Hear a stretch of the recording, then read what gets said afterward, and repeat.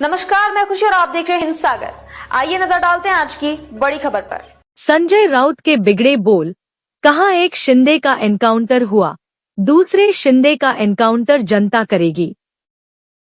बदलापुर यौन उत्पीड़न मामले के मुख्य आरोपी अक्षय शिंदे की मुंब्रा में पुलिस मुठभेड़ में मौत हो गई। अक्षय ने पुलिस की बंदूक छीनकर एक पुलिस कर्मचारी पर गोली चलाई, जिसके बाद पुलिस ने आत्मरक्षा में गोलीबारी की, जिसमें अक्षय की मौत हुई। विपक्ष ने पुलिस की भूमिका पर सवाल उठाए हैं। अब संजय राउत ने मुख्यमंत्री एकनाथ शिंदे और उप मुख्यमंत्री देवेंद्र फडणवीस पर अक्षय के एनकाउंटर को लेकर निशाना साधा है। संजय राउत ने कहा कि यह मामला संदेहास्पद है। मुंबई या देश भर में होने वाले एनकाउंटर कभी भी सच नहीं होते। इसमें कुछ न कुछ रहस्य होता है, कुछ न कुछ छुपाने की कोशिश होती है। उन्होंने आगे कहा कि जब यह घटना हुई तब बदलापुर की जनता आरोपी को हमारे हवाले करो की मांग को लेकर सड़कों पर उतर आई थी। उन्होंने रेलवे बंद कर दी, सड़कें ब्लॉक कर दी, मंत्रियों का घेराव किया। राउत ने कहा कि पूरे राज्य में तनाव की स्थिति थी। लोग कह रहे थे, हमें आरोपी सौंपो, हम उसे फांसी पर लटकाएंगे या सजा देंगे। लेकिन मुख्यमंत्री और गृह मंत्री ने कहा कि महाराष्ट्र में कानून का राज है, हम फास्ट ट्रैक कोर्ट में मुकदमा चलाएंगे।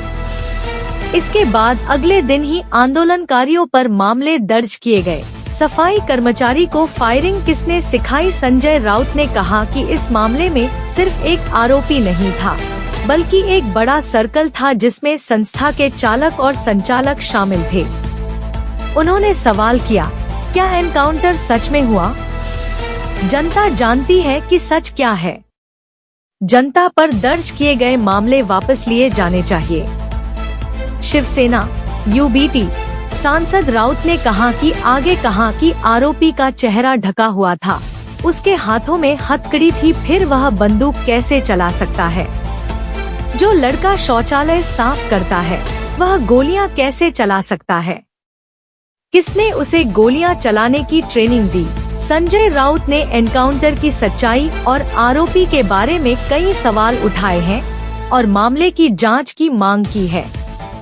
सीसीटीवी फुटेज गायब। राज्यसभा सांसद संजय राउत ने कहा कि एक 24 वर्षीय लड़के ने पुलिस अधिकारी की कमर से पिस्तौल छीन ली। पिस्तौल लॉक थी। यह पूरी घटना संदिग्ध है।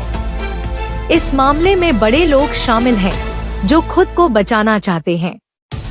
ये लोग जो भाजपा से जुड़े हुए हैं और संस्था के मालिक हैं, उन्होंने तुरंत सीसीटीवी फुटेज डिलीट कर दी।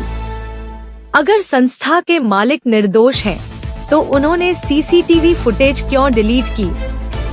देवेंद्र फडणवीस और एकनाथ शिंदे को इसका जवाब देना चाहिए। मनोज जरांगे से ध्यान भटकाने के लिए किया एनकाउंटर। राउत ने कहा कि बलात्कार करने वालों को तुरंत सजा मिलनी चाहिए।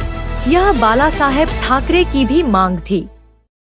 महाराष्ट्र में कई समस्याएं हैं। मनोज जरांगे ने जो माहौल बनाया है, क्या इसके चलते ध्यान बदलने के लिए यह किया गया? यह साधारण मामला नहीं है। न्यायालय प्रक्रिया में गुनहगार को सजा देने की जरूरत थी। फास्ट ट्रैक कोर्ट में मुकदमा चलाने की जरूरत थी। फिर तुरंत एनकाउंटर क्यों किया गया? इसका जवाब देना चाहिए। संजय राउत ने आरोप लगाते हुए कहा कि कोई भाग नहीं रहा था। पुलिस वैन में बेड़ियों से जकड़ा हुआ गुनहगार, बुर्का पहने हुए गुनहगार भाग कैसे सकता था? पुलिस अधिकारी की कमर से पिस्तौल कैसे निकाल सकता था?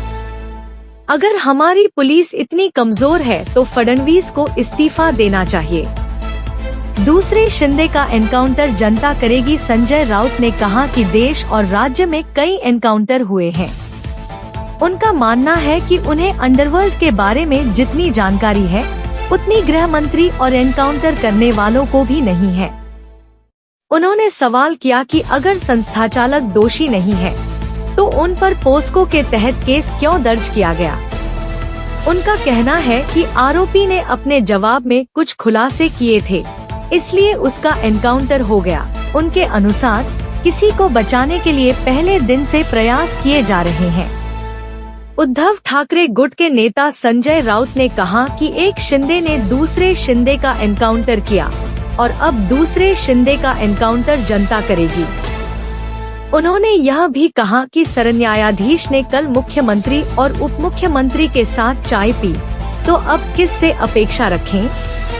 अजित पवार के मामले में चल रही सुनवाई में सरन्यायाधीश हास्य विनोद कर रहे हैं, तो उनसे क्या अपेक्षा रखें। तो मैं अब तक के लिए बस इतना ही, फिर होगी आपसे मुलाकात ऐसी एक और बड़ी खबर के साथ। तब तक के लिए नमस्कार और देखते रहिए हिंद सागर। ऐसे ही लेटेस्ट अपडेट्स के लिए हमारे चैनल को सब्सक्राइब करें और तुरंत नोटिफिकेशन पाने के लिए बेल आइकन प्रेस करना ना भूलें। और यदि आप हमें फेसबुक के माध्यम से देख रहे हैं तो हमारे चैनल को फॉलो जरूर करें।